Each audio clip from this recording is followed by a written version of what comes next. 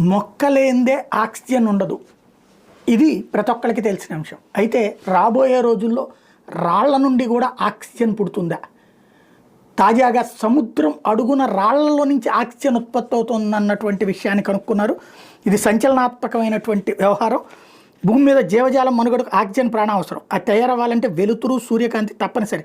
సూర్యకిరణాలతో కిరణజన్య సంయోగక్రియ ఫలితంగా మొక్కల్లో ఆక్సిజన్ తయారవుతుందని చిన్నప్పుడే చదువుకున్నాం. అట్లాంటిది సముద్ర గర్భంలో కొన్ని కిలోమీటర్ల లోతులో కటిక చీకటితో కూడిన ప్రదేశాల్లో కూడా తొలిసారిగా ఆక్సిజన్ చేయడం కనుగొన్నట్టు శాస్త్రవేత్తలు ప్రకటించడం సంచలనంగా మారింది. అక్కడ కాంతితో పని లేకుండా ఆక్సిజన్ తయారవుతుందని తొలిసారిగా గుర్తించారు. అది కూడా కఠిన శిలల నుంచి ఉద్భవిస్తుండడం శాస్త్రవేత్తలను అబ్బురుపరుస్తోంది. ఇది ఎలా సాధ్యమవుతుందో తెలుసుకునేందుకు మరింత లోతైన అధ్యయనానికి వాళ్ళు నడుం బిగించారు. అనంత విశ్వంలో కాంతిమయ పదార్థం కంటే చీకటమయమైన డార్క్ మ్యాటర్ ఎక్కువ అన్నది తెలిసింది.